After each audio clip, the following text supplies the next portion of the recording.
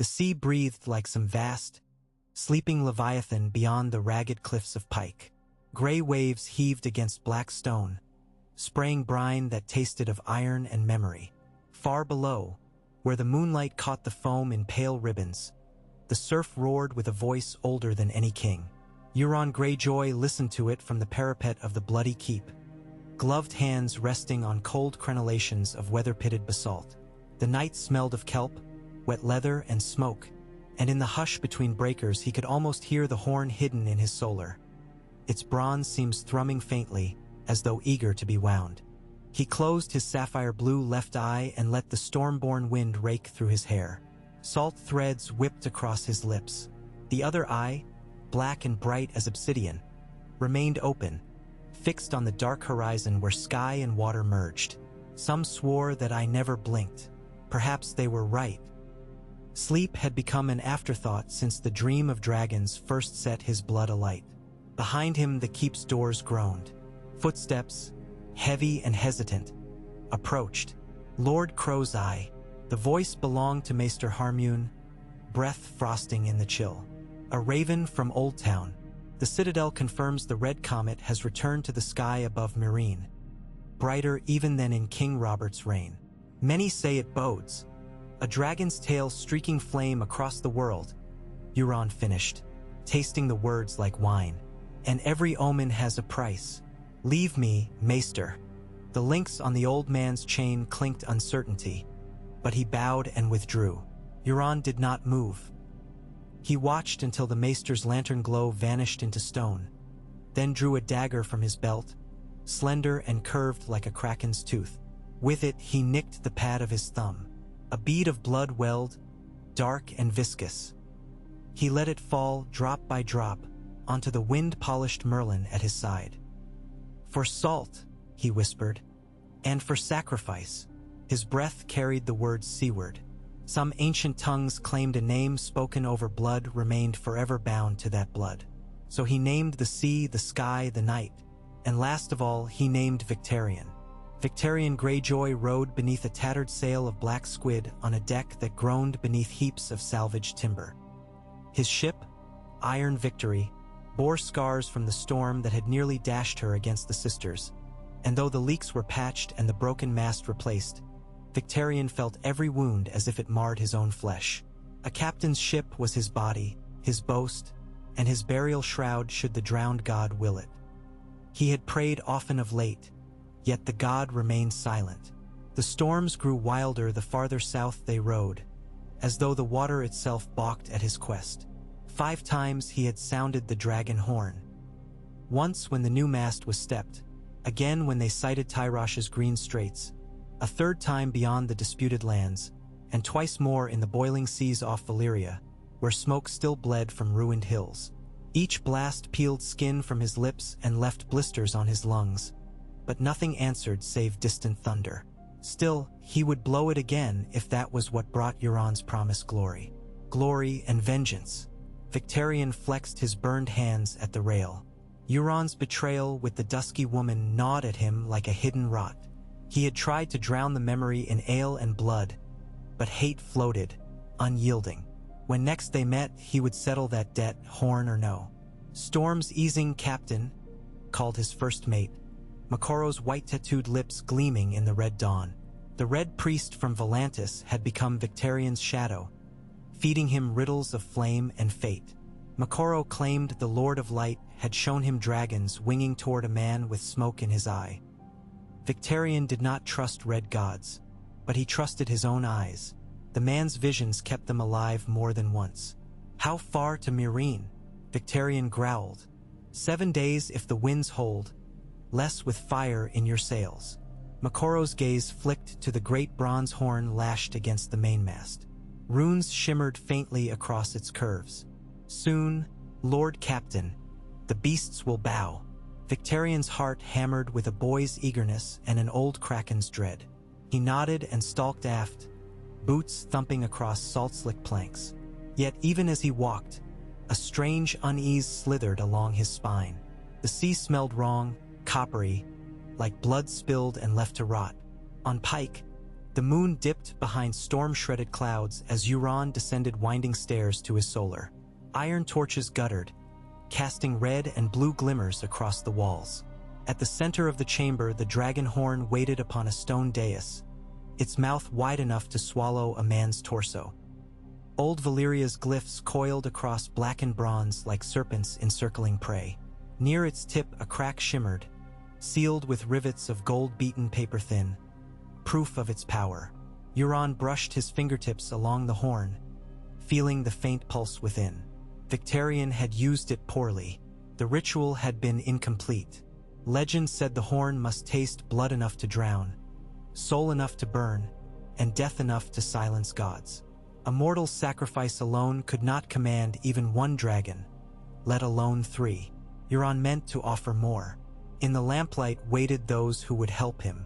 The pale warlock Foris of Karth, once apprenticed to Piet Pri, bowed as Euron approached. The bells in his robe chimed softly, each tuned to a different sorrow. Beside him loomed the gaunt priest Gelero, face hidden behind a mask carved of drowned driftbone, eyes like drowned pearls. Sea magic and shadow binding, woven together in one chamber. Anathema to half the world, but Euron feared no curse. All preparations are set, Foris intoned. Your brother must die upon Naga's hill, beneath the ribs of the sea dragon. His heart must be torn out still beating, his breath bound within the horn before it falters, else the binding fails. And what of his soul? Euron asked, voice smooth as summer wine. Gelero raised both hands. In the deeps, the drowned god will claim it. Yet the shade will linger long enough for you to seize what you desire. Salt for the sea, blood for the horn, soul for the sky. Euron smiled. See that it is so. His tongue tasted copper, though his dagger lay sheathed. A king who did not bleed for his crown deserved no crown at all, but it was better when others bled in his stead. The iron victory limped into the gulf of grief on the eve of a dying moon. Watchfires glittered along Myreen's distant walls like a necklace of crimson pearls. Victarion ordered the oars shipped and the sails lowered. They would creep in under cover of darkness. Below decks, the dragon horn awaited. Victarion felt its draw as a man might feel a lover's fingers tugging at his beard. He descended narrow stairs into the hold. The horn's runes glimmered in foxfire green, casting sickly light over barrels of pitch and wyvern oil. He knelt and touched the bronze. Heat flared through his palm, but beyond heat, something else, a heartbeat vast and slow. His own breath caught. Iron Captain, Moqorro spoke softly from the hatch above. Tonight the stars crown your brow. Will you sound the call? Victarion rose. I will sound it for Daenerys Targaryen. The thought of the Dragon Queen, hair pale as sunset surf, eyes shining like jewels torn from drowned kings, filled him with dark, trembling longing. He imagined giving her the horn, imagined her gratitude, her soft body, imagined Euron's rage. Then the world will know my name. Moqorro's shadow stretched along the deck like spilled ink. Blow then, Lord Captain, but remember every fire has its price.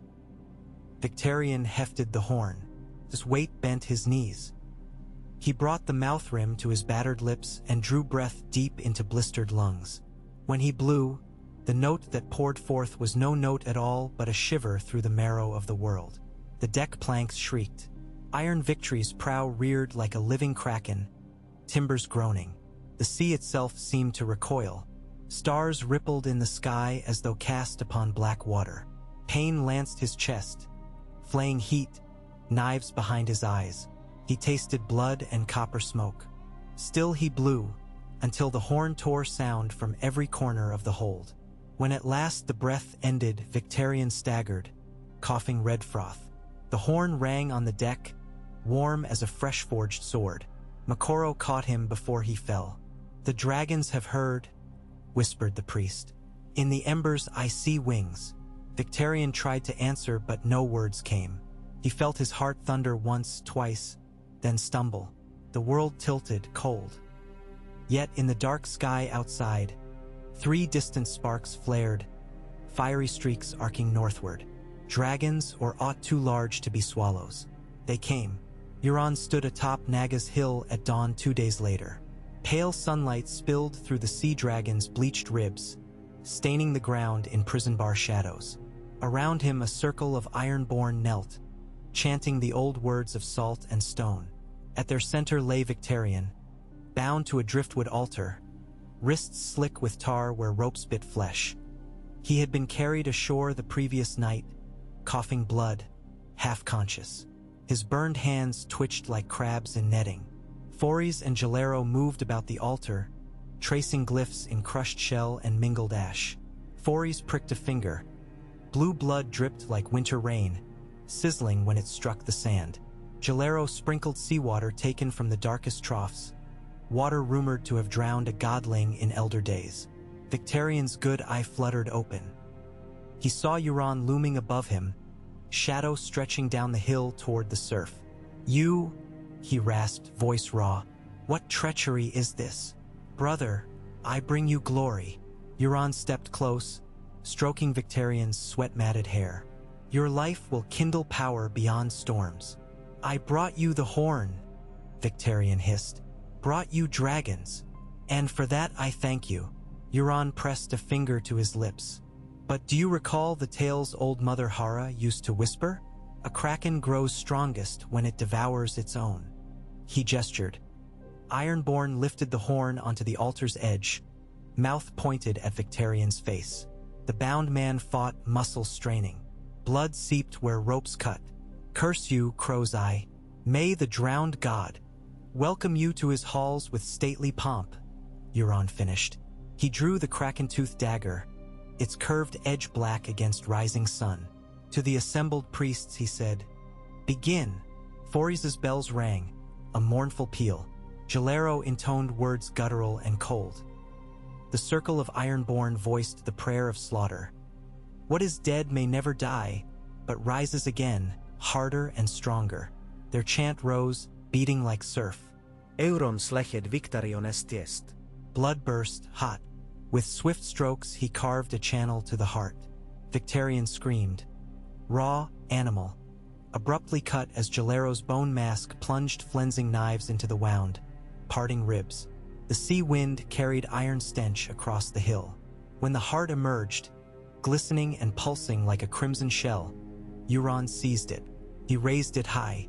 "I give you blood for blood," he cried, voice echoing against rib bones older than memory. Then he thrust the heart into the horn's bronze throat. Forys threw black powder upon a brazier. Blue flame roared. From the horn issued a distant rumble, as though some vast forge roared awake beneath the earth. Runnels of blood seeped down engraved glyphs, filling grooves. The horn glowed ember red. Faint lightning crackled between its banded seams. Victarion's eyes fixed on the sky, wide with agony or wonder. A final breath rattled past his lips. Then silence claimed him. Far overhead, clouds parted. 3 shadows tore through sunlight. Vast wings, tails flicking like serpents. Drogon led, scales black as volcanic night. Behind him Viserion gleamed pale gold, regal deep jade.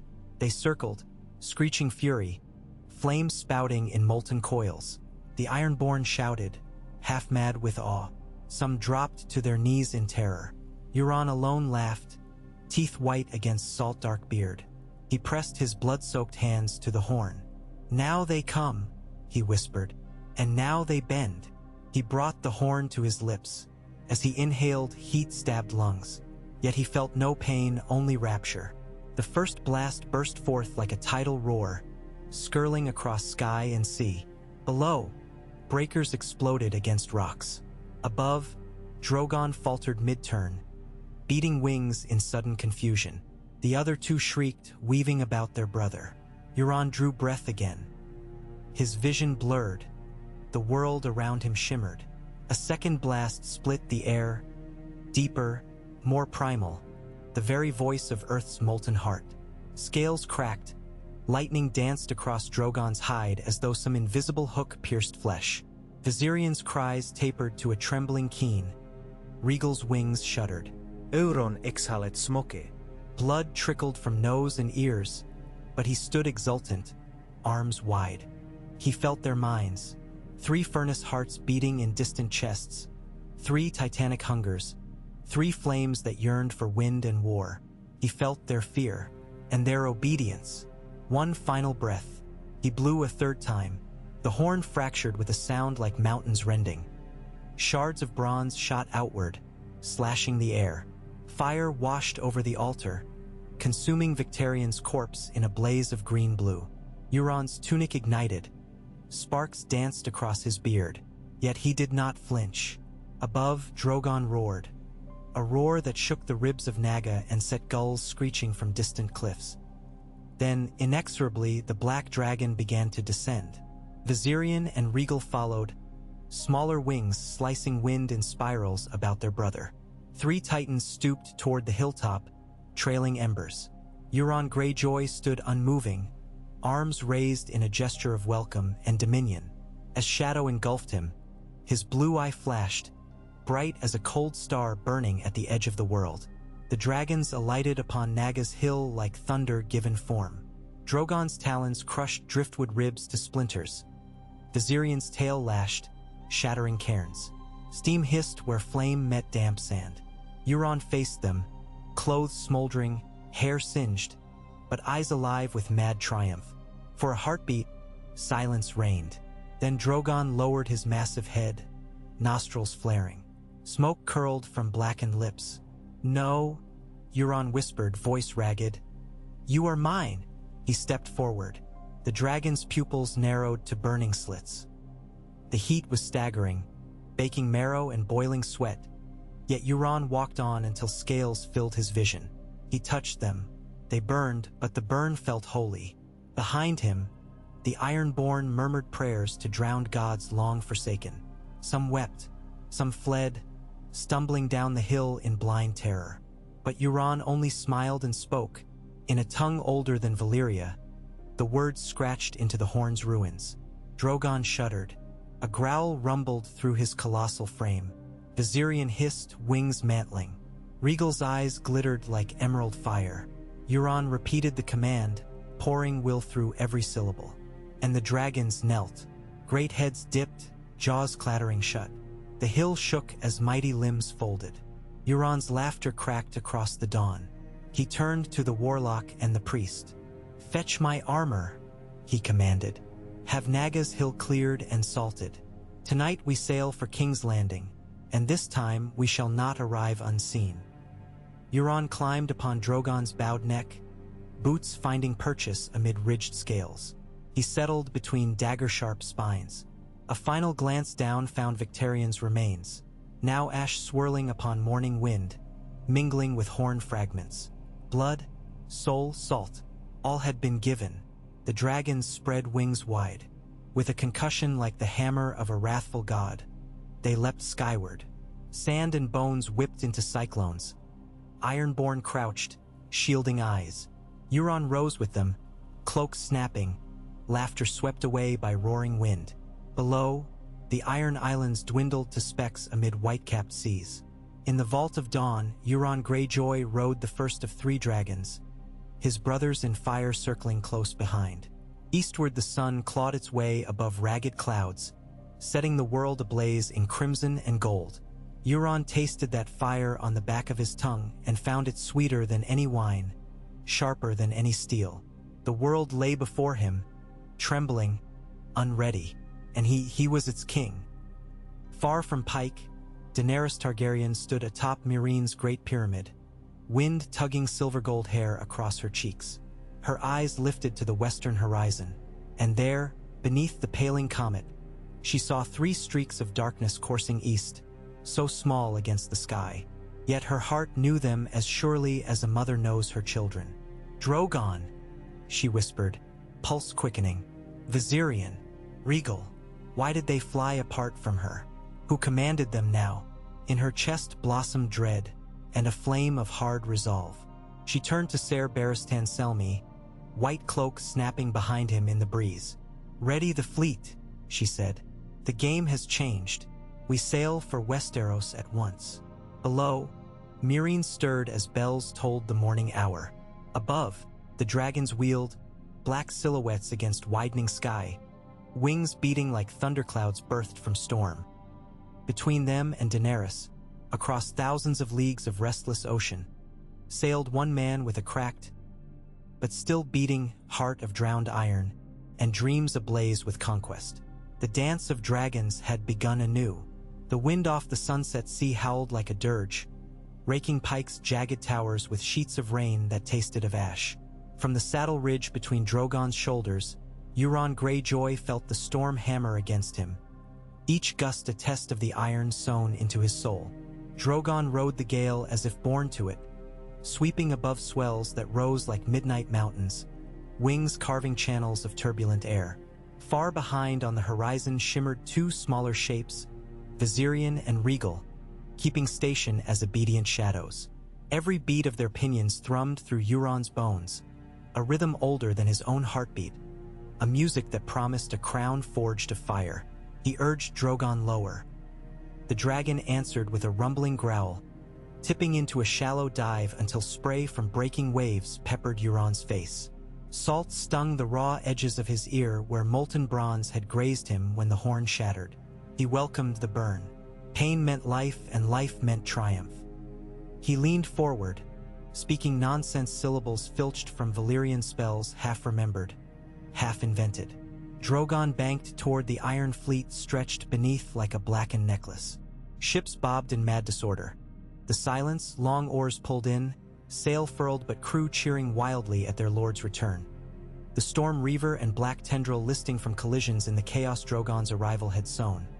A dozen smaller longships adrift, prows smashed by falling debris shaken loose when three dragons chose to perch upon Naga's hill. Euron tasted their awe, their fear, their sudden, fervent worship. It was the finest wine he had ever drunk. He guided the dragon to the Silence's deck, talons splitting oak with effortless disdain. Ironborn scattered, some diving across wet planks, some flinging themselves to their knees worshipping. Its mast groaned beneath the dragon's weight, but Drogon settled, tail coiled around the forecastle like a living siege engine. Euron dismounted in a leap that jarred his knees. He strode along the spine of the beast, boots tapping scale and bone, until boots struck dripping deck. Water hissed upon his smoldering cloak. Victarion's heartblood still filmed his gauntlets, darkening to rust. Toril Christopher, his master quartermaster, lurched forward, beard matted with rye. "And Crow's Eye," he rasped. "The fleet is yours. The islands are yours. The world." Euron smiled, blue eye glinting, black eye unblinking. "The world is waking." He raised a gauntlet hand. Far above, Victarion screeched, descending with a blast of steam that shimmered in lambent moonlight. Regal followed, landing astride a transport hulk stripped for cargo. Its deck caved instantly. Sailors shrieked, but the dragon's roar drowned their panic. Euron's laugh rose with it, mingling triumph and mockery. He gestured at the horizon's eastward vastness. "Make ready every keel. We ride dragons and we sail for Old Wyke. There, the King Smoot shall reconvene, and I will show them a crown no man of salt or stone can deny." Toril blinked seawater. "Old Wyke first? King's Landing waits." "King's Landing is a bauble," Euron murmured. "I will claim it, but first I will break the spine of every doubter still cowering behind priest songs. Let them see what faith in their drowned god buys them when I bring a storm of flame." Old Wyke's damp morning fog clung to barnacle-kept stones as if the sea herself refused to yield the island today. The skeletal ribs of Naga's hill, scene of sacrifice, desecration, miracle, loomed above the scary fields where sheep once huddled. Now Ironborn crowded the slopes by the thousands, torches guttering despite dawn's meager glow. They had marched or rode through the night, summoned by ravens carrying a single line: "Come behold the birth of a sea-crowned dragon king." Suspicion preceded obedience, but curiosity dragged every last Thane from Pike to Orkmont. No eyes would miss the spectacle. In the shadow of those pale ribs rose a pyre of driftwood and worm-eaten ribs flecked with tar. Atop it lay a tangle of trophies: shattered helms from House Botley's rebels, a weirwood mask stolen from a drowned priest's corpse, and bones unearthed from a barrow said to hold the breath of a forgotten king. Euron stood upon a dais of 3 tide-carved stones, cloaked in black scaled leather that drank the morning's gray light. His newly forged crown, jagged shards of Valyrian steel melted to form kraken tentacles, circled his brow, each curve ending in a shard like a dragon's tooth. At his back, Drogon sprawled across the hillside, red flames licking lazy patterns between fanged jaws. The other dragons dozed lower down, tails curled through heather. Silence reigned as priests of the drowned god waded into tidipools below, chanting. Waves slapped rock like muffled drums. Even the wind held its breath. The throng awaited the moment the sacrifice would burn. And the sacrifice this day was doubt. Brothers! Euron's voice rang across the valley, raw yet commanding, traveling with preternatural clarity. The warlock Fories, hovering just behind, whispered unseen cantrips to carry the words. Brothers of salt and iron, sisters of foam and stone, behold the end of the old world. Naga's bones shook when I climbed them, and dragons knelt when I called. The sea itself bent to a sky of fire. You who once named me Crow's Eye, cast off that name. Look upon me now and see the storm's king, the dragon of the deep, the lord of ash and tide. He thrust a torch high. Fories' bells chimed discordant, releasing shimmering sparks of azure flame that danced into the pyre's heart. Tor hissid. Smoke flowered black and blue, a pillar twisting upward like the writhing arm of a kraken.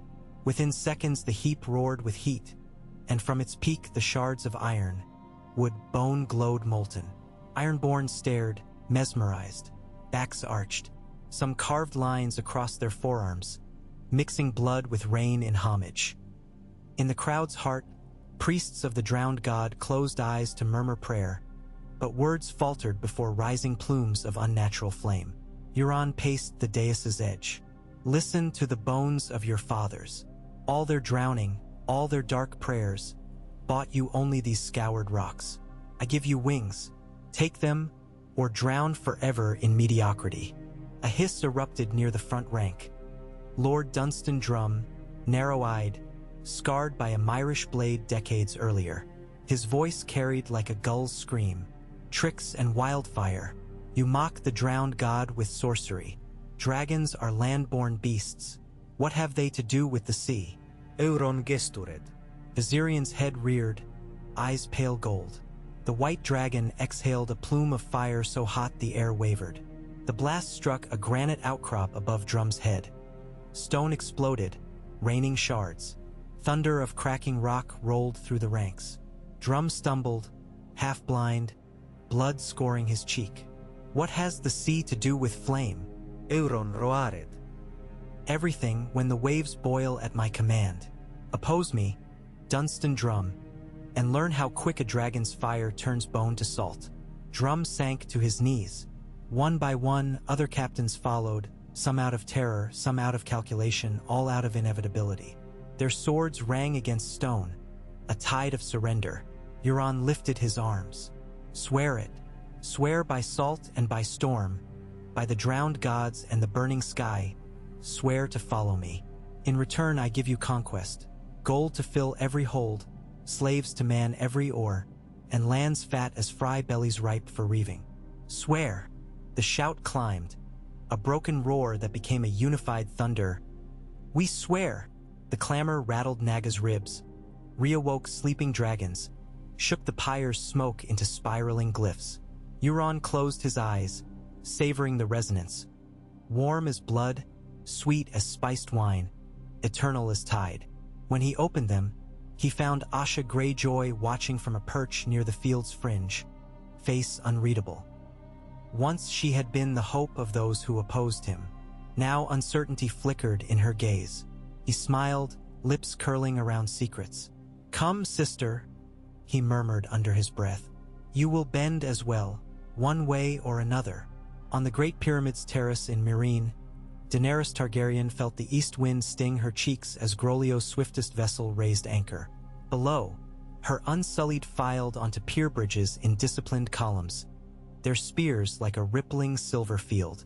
Catapults and scorpions dismantled for transport clacked against wagon beds. Missandei read out final supply manifests. Ser Barristan issued crisp commands, white cloak snapping behind him. Yet Daenerys's mind dwelt always on sky. Each glance found it empty where once her children wheeled. She had dreamed of returning to Westeros borne aloft by her dragons. Now the dream wore iron claws. She did not know whose claws, but she knew the ache of the wounds. Drogon, Viserion, regal, stolen, lured, bewitched. Her rage flared, hot as the forge of Vis Teloro. She feared too, but wrath drowned fear. Grey Worm approached, helm tucked beneath one arm. Your Grace, the first transports sail with tide. The Bay of Dragons is clear. Yunkai's pride ships abandoned their blockade at sight of our fleet. Daenerys forced a nod. Good. Tell Groleo to keep west of Valyria's smoking ruin. We will skirt the fringes of the Red Lanes. I will not risk plague or doomfire with so many of my people aboard. Then, softer, signal the rest of the fleet to hold 3 days' distance. The seas west of Valyria may hide dangers unseen. As you command. Grey Worm saluted. Before he turned, his gaze lingered on her face, reading the lines of strain she tried to veil. He spoke low. I will find them if you wish. She almost smiled. Fearless Grey Worm, the one man capable of staring down a dragon's glare without flinching, would charge the skies with naught but resolve and spear. If steel alone could return them, she said, I would let you fly. He nodded once, acceptance without false comfort. Then we will win them with fire of our own. On Dragonstone, the Blackwater Bay's late afternoon light glimmered like dulled silver across broken towers still bearing the scorch of wildfire from Stannis' brief rebellion years ago. In the old council chamber, a storm lantern cast flickers across high-backed chairs cloaked in cobwebs. A raven hammered claws against stone sill until Maester Karen unlatched the iron window. The bird hopped inside, croaked once, and dropped a ribbon-bound scroll. John Connington unrolled it, hawk-nosed deepening creases around his eyes. His expression hardened. A crow's sigil, black upon blue. Word from the Iron Islands. They claim dragons aloft for their king. Across the table, Tyrion Lannister cocked an eyebrow, scars on his cheek catching orange lamplight. Dragons? Surely ayest. So I thought until this. Connington passed the parchment. Beneath a ciphered code, only loyalists to the Golden Company would grasp lay plain words. 3 dragons seen flying northwest over Fair Isle, driven by storm. Furious, winged shapes of black, gold-white, and jade. Tyrion's throat tightened. Drogon, Viserion, regal. He could picture them, the roar, the majesty, a memory etched into bone when he had freed the 2 smaller in Meereen's darkness. If the Ironborn have stolen them, Connington slammed fist against table. An upstart Sea Reaver commanding fires that could level cities? We cannot allow it. Footsteps swished in the doorway. Young Griff entered, blue hair unbound, eyes too gentle for iron and flame. What news? He asked. Tyrion offered a sardonic bow. Just dragons changing hands, Your Grace. The game grows livelier. Young Griff's brows drew together. Daenerys is said to command those beasts. If someone else holds them, she is weakened. Or enraged, Tyrion interrupted. Which may prove worse for all. Connington turned towards a faded banner of Targaryen red hung upon the wall. It changes our plan. With dragons loose, King's Landing will tremble. If we strike soon, before the small council grasps the truth, support may flock to us. Tyrion tapped scroll against palm. Unless the dragons get there first and melt the city to slag. Then, Connington said, voice low, we must secure our own allies of flame. In King's Landing, Queen Cersei Lannister paced the solar atop Maegor's holdfast, lace sleeves rustling like brittle leaves. Ser Jaime leaned against a casement, golden hand catching sunset. Across the city, an unease hung, half rumor, half intangible dread. Street whispers spoke of black wings glimpsed beyond the western horizon. Bells told midday thrice in error, Some blamed restless winds tangling ropes, others blamed drunk septons. Cersei blamed Tyrion. Dragons! She spat the word. Every fool with wine-sodden wit sees dragons now. Rats in the walls become dragons. Clouds become dragons. A raven's shadow on pavement becomes Drogon coming to devour their offal. Hysterical children. Jaime's ragged smile betrayed little mirth. Children often see truth adults ignore. She whirled. Oh, spare me your farmer's proverbs. If dragons truly approach, our towers would shake. The Iron Throne remains unharmed. Jaime lifted a brow. Until it doesn't. A rap at door. Qyburn entered, gray robes trailing. He bowed. My queen. A raven from Old Town's high tower and another from Seaguard confirm unusual sightings. Winged silhouettes large as ships beating against tempests. The maesters debate illusions, but the Archmaester of Ravens notes scorch marks on driftwood washed ashore near Case. Cersei's fingers tightened on goblet stem. Could Daenerys have reached the Reach already? Jaime shook head. Even if she sailed at once from Meereen, months would pass. Unless someone else rides them, Qyburn finished, voice silky. The citadel whispers of a horn said to bend dragons. Cersei scoffed. Wine sloshed crimson. Children's tales. Yet horns exist, my queen. I have acquired fragments of lore. The description matches reports from Pike. Jaime straightened. The Ironborn. Cersei's breath froze. Images of Euron's mad grin flashed before her. His promises, his eyes. If that pirate returns with dragons, we must greet him in kind. She turned, gaze hard as winter glass. Ready the scorpions. Every wall will bristle with them. And Qyburn. Find me that horn or find me something worse. He smiled thinly. As you wish. The silence cut eastward beneath a sky stained pewter. Dusk bled across clouds, turning waves to molten lead. Euron stood at the prow, Drogon circling overhead. Smoke from the dragon's nostrils trailed like pennants. On deck, his leal thralls hammered double-row fittings for scorpions, though he doubted they'd ever need them. Who would dare contest a ship shepherded by 3 dragons? Still, appearances deceived. He pondered Daenerys. Had she felt the tearing absence when her children wheeled away? He savored imagining her anguish, then her fury. She would come for them. When she did, she would find him ready. Footsteps padded behind. Asha halted beside him, salt spray beating on cheekbones. Her eyes lingered on Drogon's silhouette. You have what you always wanted, she said, voice unreadable. All kneel. Almost. He met her gaze. Not you. Not yet. Her sword-calloused fingers flexed on railing. But you misjudge the sea if you think it stays calm forever. Ironborn follow strength, yes, but they remember slaughter too. Dragons burn, water quenches. He laughed softly. Sister, water quenches only what submits. I will teach the sea to burn. Asha's eyes flicked to Drogon's glow. If you fail, there'll be nothing left to rule but ash. Then we'll rule ash, he whispered. 1,000 leagues south and west. The smoking sea belched plumes of obsidian dust into sky. Grolio's flagship skirted the ruinous straits, mast straining. Daenerys stood at the bow, cloak snapping, eyes fixed on ragged plumes. She thought of old Valyria, its glory, its doom, and wondered if her family's fate would mirror those smoking craters. She longed to scream across the wind, "Bring them back to me," but only silence answered. Footfalls behind. Ser Jorah Mormont, banished knight, returned in ragged humility. Grayscale scars marred his forearm, but his voice steadied. Your Grace. Scouts sighted dragon sign 2 days past near Andalos. Burned pasture, sheep bones charred to ash. 3 distinct prints. Daenerys's pulse leapt. And riders. None found. He hesitated.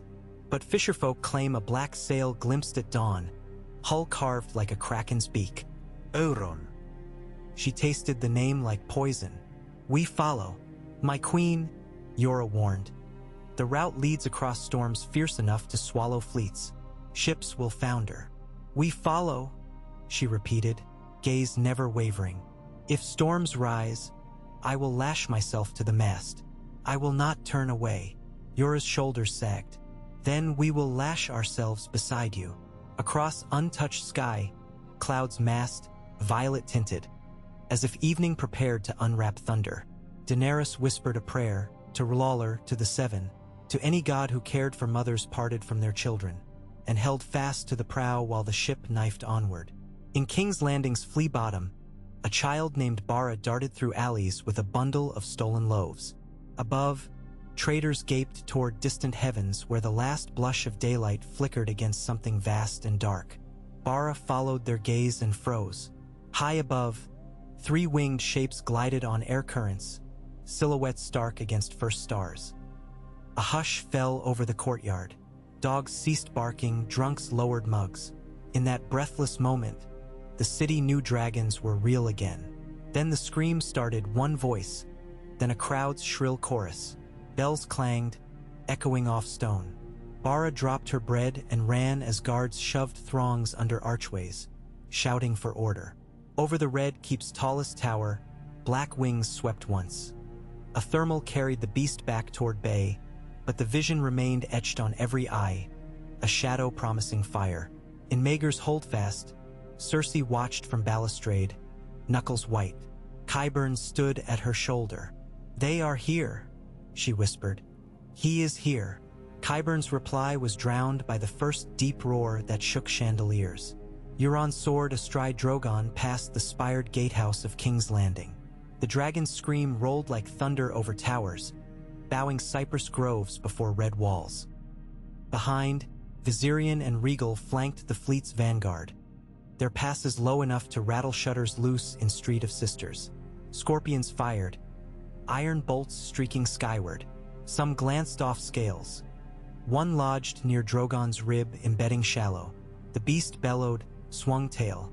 A tower of the city's outer wall crumpled like rotted wood. Euron exulted. Hot wind whipped cloak and hair. His crown glimmered red from the city's bonfires. In the harbor below, the silence led a wedge of longships spearing through anchored merchant cogs. Flames licked masts. Black smoke churned.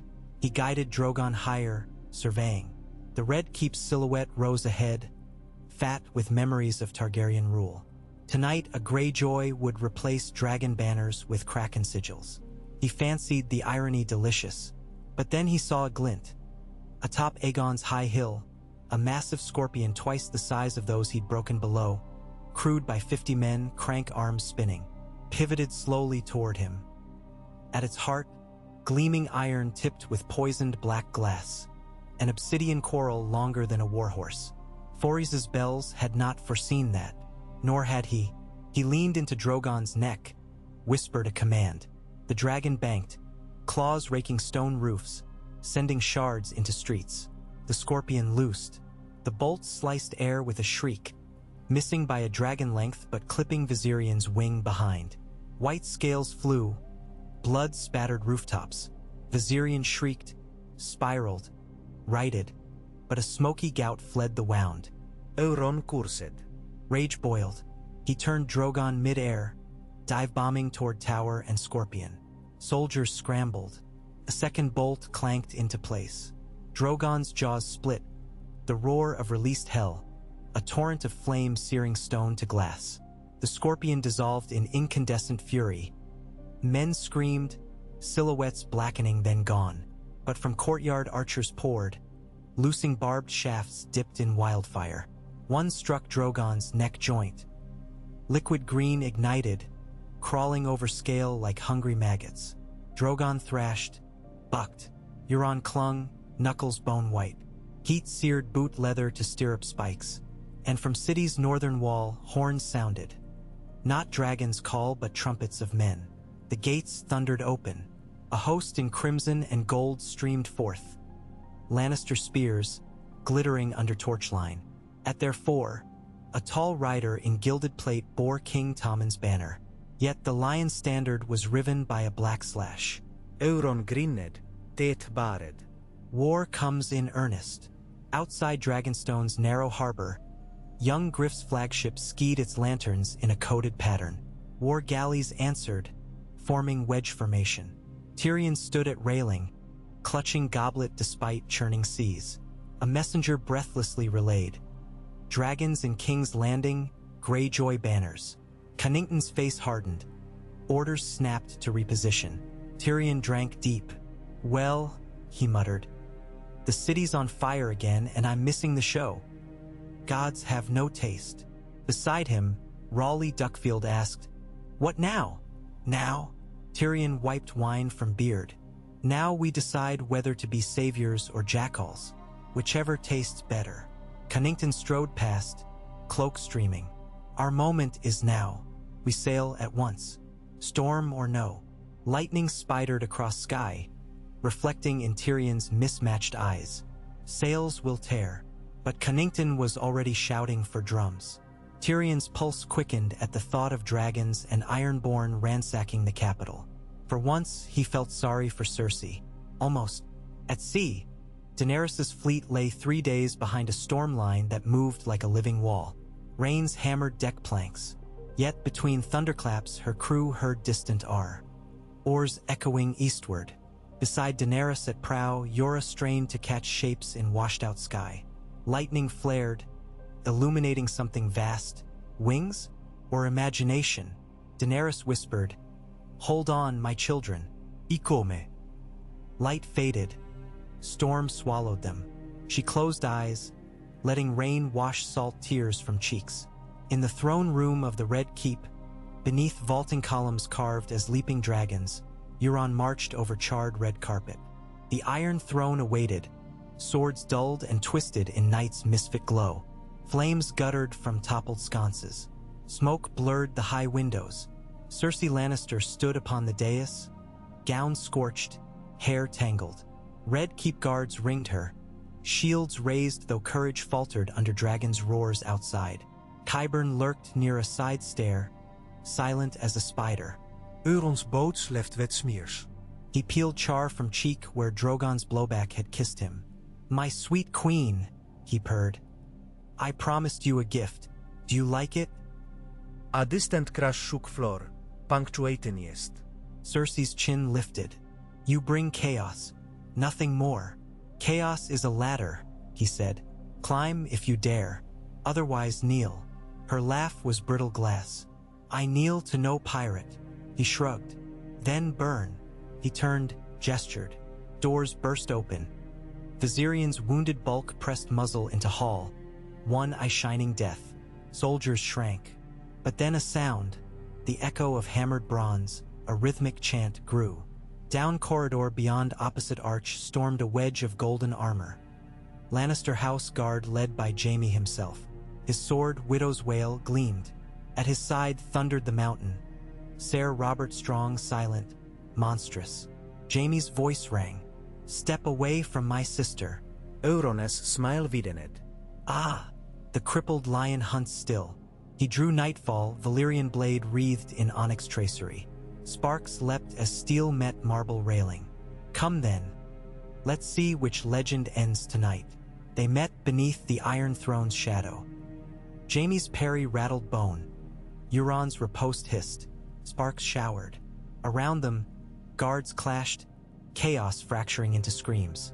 Cersei backed toward drapery, hand fumbling for hidden dagger. But from high windows came sudden thunderous crack, stone buckling.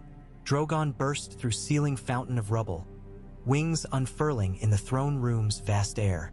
The throne itself warped under heat. All froze. Euron stepped from Duel's lock, eyes alight. "Behold my crown." He raised blade. Drogon's head lowered, exhaling a gout of flame that engulfed marble dais. Cersei lunged behind a pillar as cloth ignited. Jaime dragged shield up, braced. But even Euron had not foreseen what followed. As Drogon's flame consumed tapestry, a steel figure hurled itself into path. Ser Robert Strong. Wildfire charges sewn into his armor upon Qyburn's experiments reacted instantly. Green eruptions burst along joints, chainmail blooming shards of viridian fire. Drogon recoiled, screeching. Flame collided with wildfire explosion. A vortex of emerald and red swept across hall. Euron staggered back, Nightblade raised against heat blast. He glimpsed Jaime tackling Cersei behind iron stanchion. Smoke swirled into claws. Columns cracked. Roof groaned. Drogon recoiled through shattered arch, wing trailing flame, the hall's support beams raining embers. Euron kaghed, luns scrapping. But as smoke thinned, he saw throne untouched, scorched, but standing. Fate's iron cradle awaited him. He strode forward, boots crunching blackened swords fused from heat. His crown glittered, molten metal dripping. Behind, hoofbeats clattered. The mountain's charred husk emerging, armor fused, eyes burning mad hatred. Even wildfire had not felled him. He lumbered toward Euron.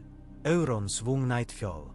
Valyrian edge sheared through molten breastplate, carving deep, yet the mountain kept coming. Another blow, another arm severed, yet monstrous body advanced. Finally, Euron plunged blade through visor slit into skull. Steel pierced rotted flesh. With grunt, he wrenched sideways. The mountain collapsed, rattling like ruins. Euron gasped, victorious. Smoke parted. He turned to throne, and saw Jaime blocking path.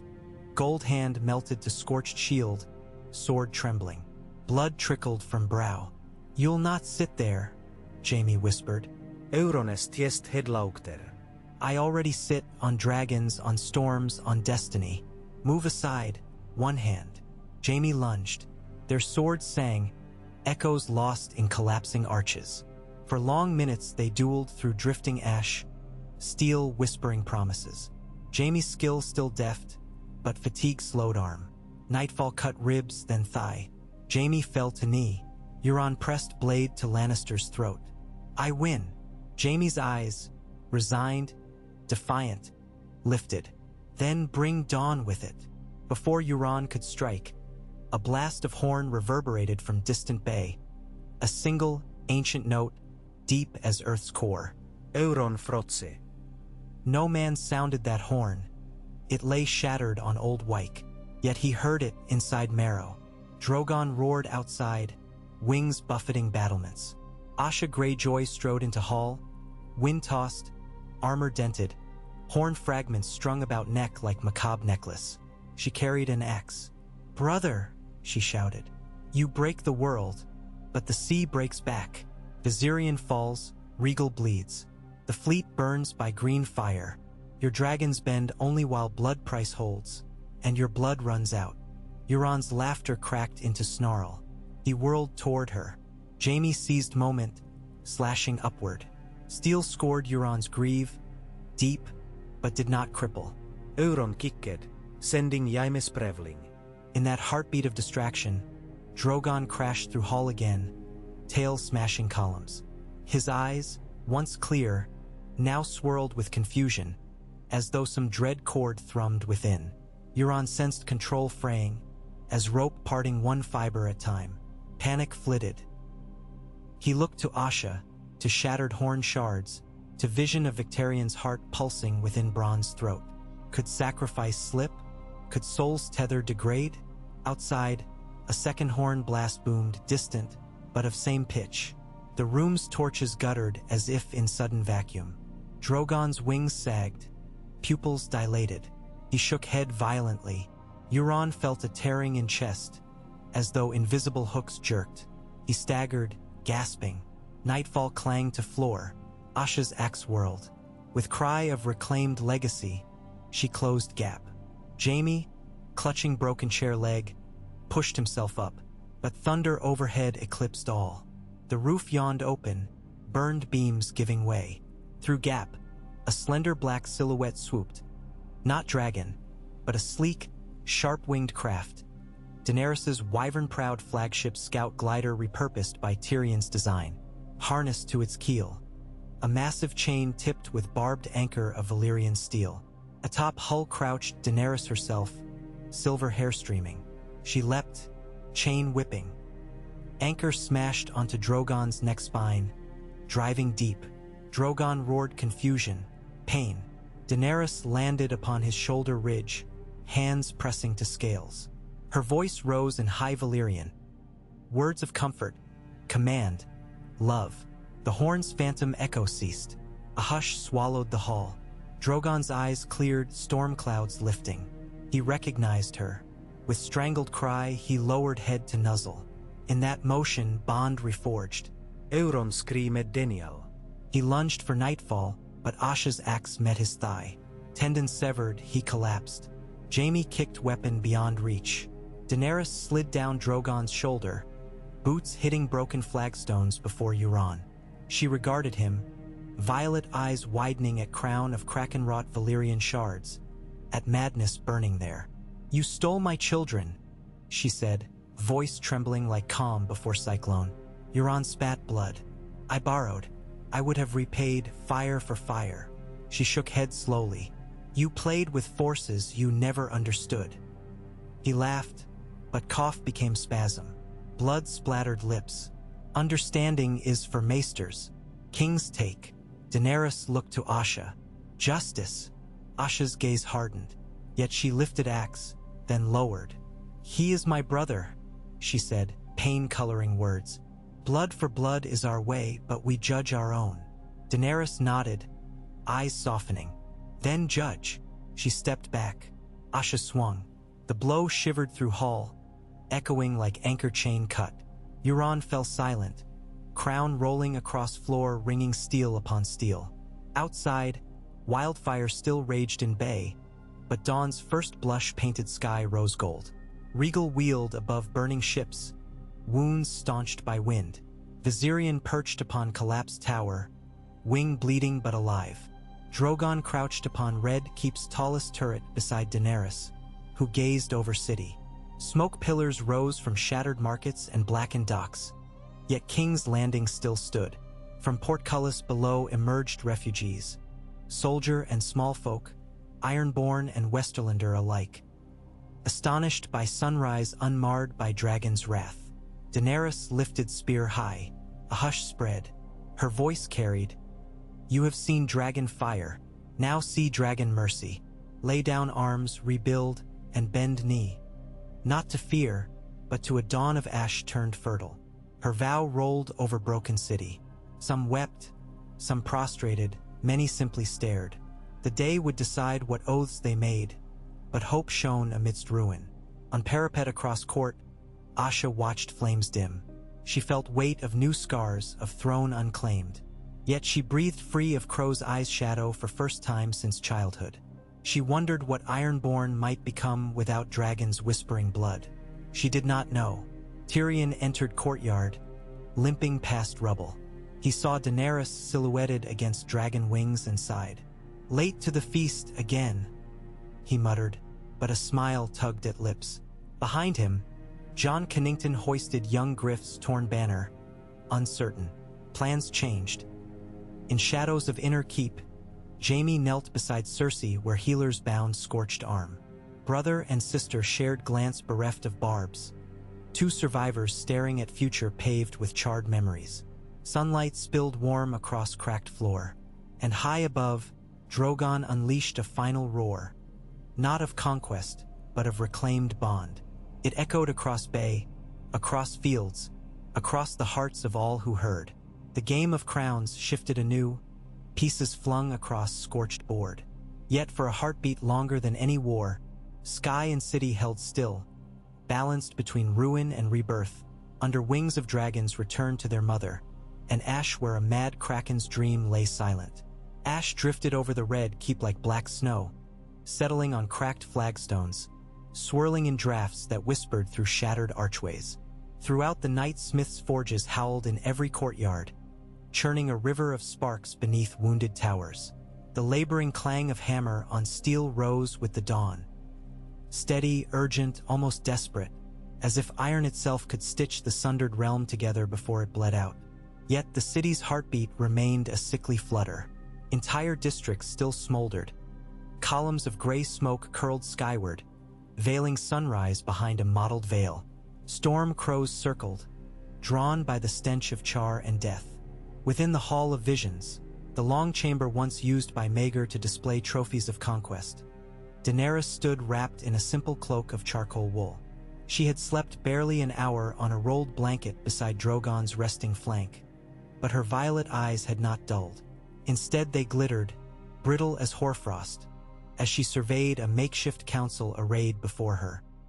Ser Barristan in soot-scarred plate, Tyrion leaning on a damaged spear haft as if it were a walking stick, Grey Worm silent with helm under his arm, and Asha Greyjoy shifting uncomfortably beside the ghastly remains of her brother's crown now threaded through a broken torch bracket like a warning sign. On a trestle table between them lay 2 sword belts, Widow's Wail and Nightfall, crossed above a thick sheaf of ledgers rescued from the Master of Coin's offices. No throne anchored this council. The Iron Throne itself remained buried beneath a mound of fallen masonry where the roof collapse had sealed the Grand Hall.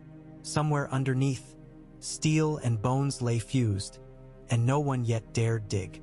So decisions were made standing, as on a ship's deck, amid the stench of tallow and damp stone.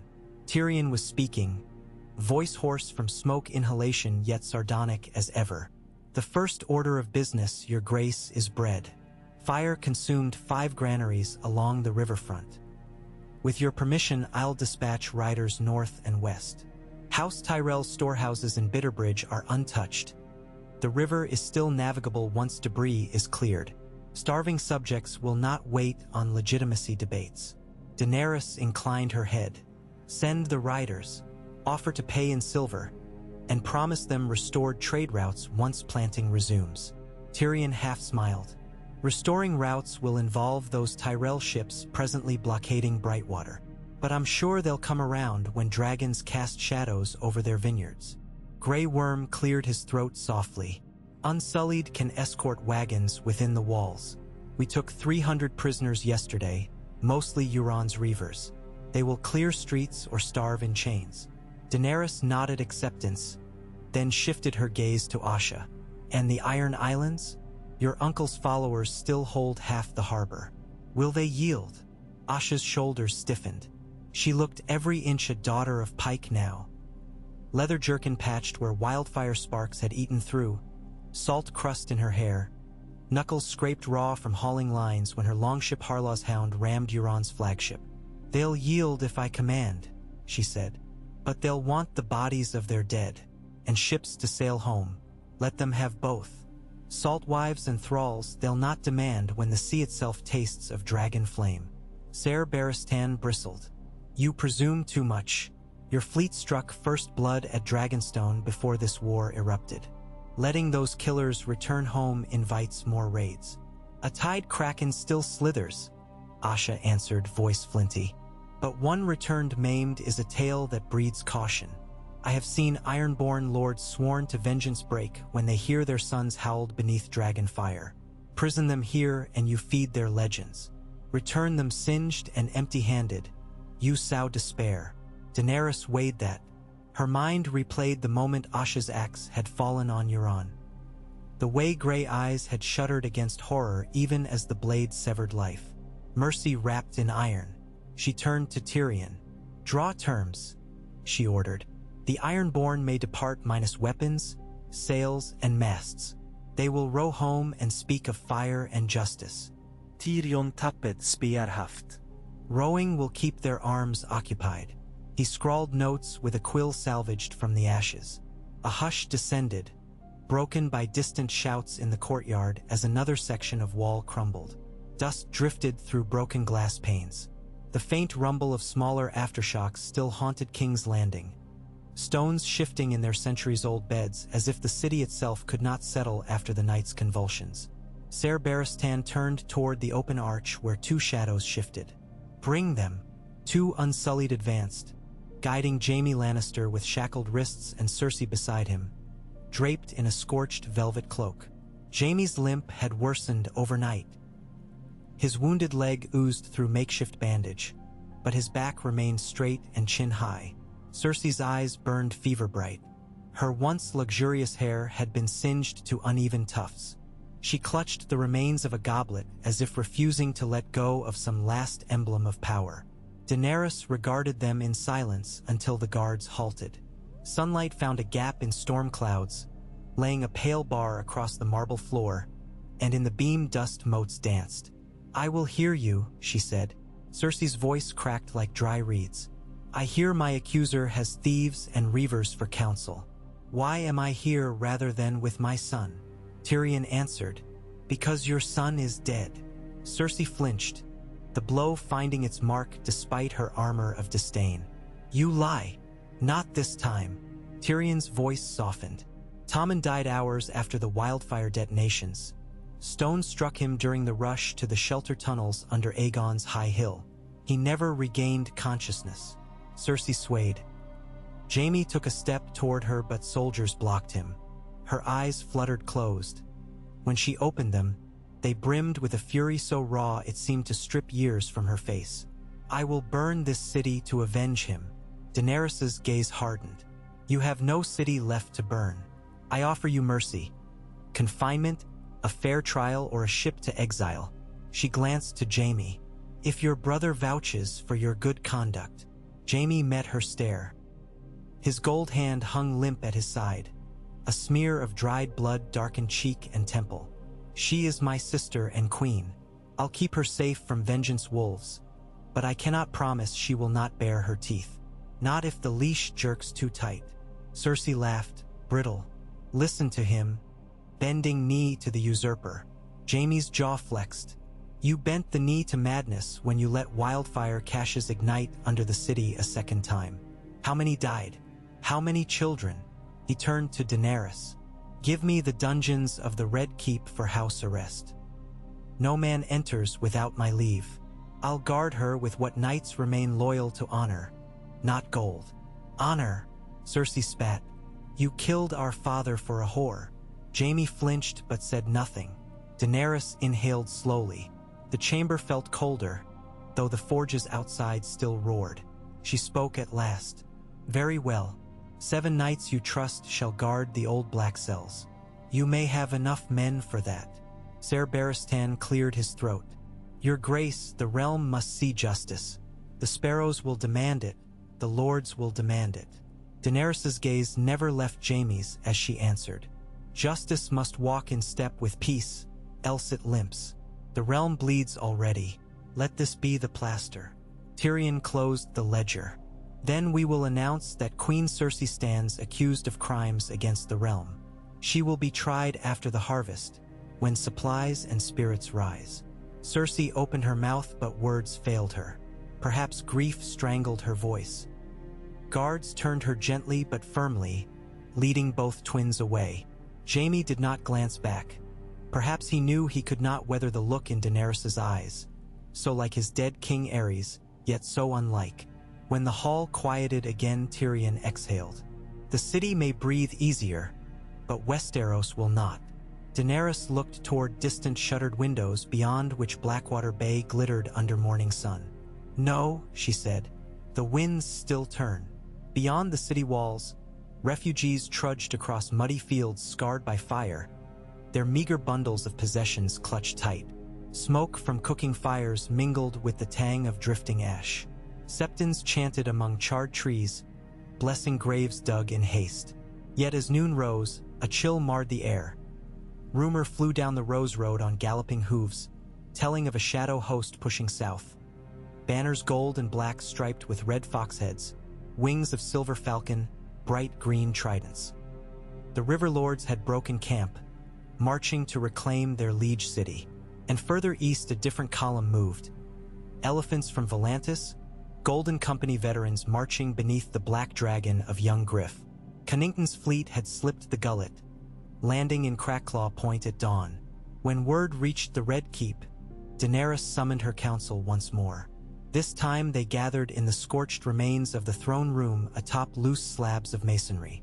Through a massive breach in the west wall, the bay lay in glittering view, pocked with hulks still smoldering where wildfire had licked holds to cinders. Drogon Hoostedu. And the heap shielding the Iron Throne, crimson eyes half-lidded. Regal and Viserion preened on the rookery spire, wounds salved by Maester's balm concocted with Myrish wine. Tyrion gazed skyward. 3 dragons, 3 armies on the march. Anyone superstitious might see pattern. "Let them see omen," Daenerys murmured. "We'll make it truth." Asha spat into dust. "Truth is swords and sail." The Golden Company numbers 10,000, veterans hardened by Pentoshi coin. And they claim a Blackfire king to rally Stormlands and Riverlands whose lords are tired of wolves and lions both. Tyrion twitched a brow. Black fire? They present the boy as Aegon Targaryen returned. If that wins hearts, the disguise becomes reality. Ser Barristan shifted, face grave. He may be no Blackfire. I once saw Prince Rhaegar's infant son briefly. The boy's eyes were deep indigo, hair a pale sheen. Such traits linger even disguised. Cunnington stood godfather to the babe. If he claims this boy, we must weigh possibility. Daenerys's pulse thudded. All her life she had believed her nephew dead, dashed upon a wall by Gregor Clegane's mailed fists. Could Rhaegar's heir have survived? And if so, what right had she to wrest his birthright? She gripped stone, cold dust lodging beneath nails. If he is truly Rhaegar's son, then he is blood of my blood. And a rival, Tyrion added. The realm won't stomach two dragons trying to nest in the same ruins. Fealty must run one way. Ser Barristan knelt, pushing Esaid. He retrieved a bent spearhead, turned it in gauntlet fingers. Your Grace, Targaryen history shows the realm can abide multiple dragon riders, but seldom peacefully. The dance of the dragons began with less. Daenerys thought of charred bones in Dragon Pit, of towns razed in the Reach, of little girls burned to cinders because two proud siblings wouldn't share a crown. She swallowed. We must parley, she said. If Aegon lives, he deserves truth. Send a rider under White Flag West to meet his outriders. Invite him to King's Landing under guest right. Tyrion smirked. Using guest right requires we find an inn not currently on fire. But I'll draft a suitable missive. Asha snorted. Invite the Kraken into harbor. He'll foul the bilge. Inviting a Sellsword prince into your nest may end the same. Meet him, aye, but away from stone walls he'd gladly storm. Daenerys glanced at the breach framing the sea. Dragonstone remains intact. We meet there on neutral ground, mine by birth, yet abandoned of large garrisons. Ser Barristan bowed. I shall prepare the island, but beware, Cunnington commands cunning veterans. If they smell a trap, talks may fail before they start. Daenerys looked to Grey Worm. Send 2,000 Unsullied to Dragonstone. No more. Leave catapults dismantled. Make readiness, but not threat. Grey Worm inclined his head. Tyrion tapped quill against forehead. A diplomatic dance then. He glanced at dragons. Best wear a dress that breathes fire. Daenerys almost smiled. Her gaze drifted to the heap covering the Iron Throne where shards of melted swords jutted like ribs. I'll wear honesty. The realm is tired of masks. 2 days later, banners of truce fluttered along the Blackwater Rush as galleys rowed toward Dragonstone. On one vessel Tyrion lounged aft, scribbling fresh calculations on parchment. The city left behind still groaned under reconstruction, but new windmills already rose where old granaries burned, and fisherfolk had returned to Copper Row, hauling nets heavy with wriggling catch. The people emptied charred cisterns, shared loaves delivered by Tyrell grain barges that had slipped past blockades once ravens promised safe harbor. Hope seeded as quick as grass in spring cracks. Yet Tyrion worried. He rolled parchment into tube and tucked it within sleeve. Across the narrow deck Grey Worm conferred with Captain while a dozen Unsullied rowed. Above, Varys lounged beneath canvas canopy. He had arrived unbidden that morning, emerging from shadows of the Dragon Gate with apologies for tardiness, citing urgent whispers. Now the spider sipped water, serene. Tyrion sidled near. I assumed wildfire killed you. Assumptions burn as easily, Varys replied. Care to share the rumor that drags you from holes at this delicate hour? Varys lowered cup. Raven from Sunspear. Prince Doran Martell is dead fever, they say. His heir Trystane ascends, but unrest bubbles. And the Tyrells install garrisons along Mander. Everyone smells the lion's blood and circles. Tyrion sighed. The game begins anew. Pieces rearrange. Pieces that fear dragons, Varys murmured.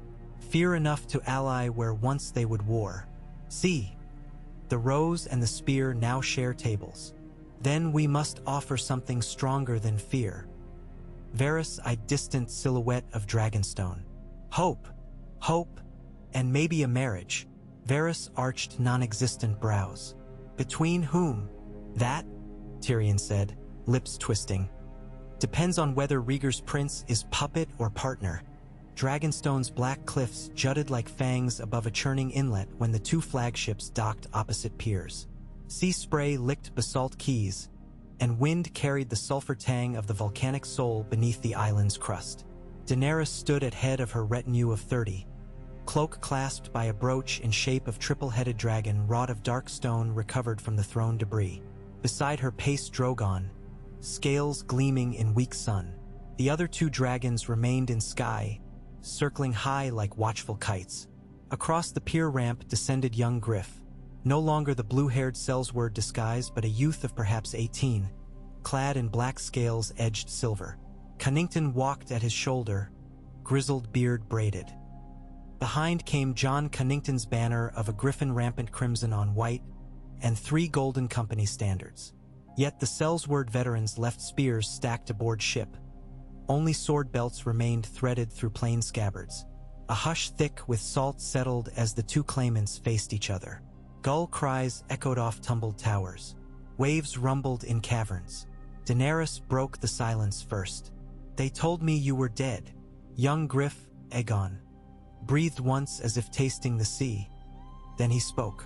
Perhaps I was, but the gods gave me back for a purpose. For my father's throne. His voice held no Umbrian accent, no slaver's lilt. It rang high, clear, with trace of Stormlander cadence cleverly practiced.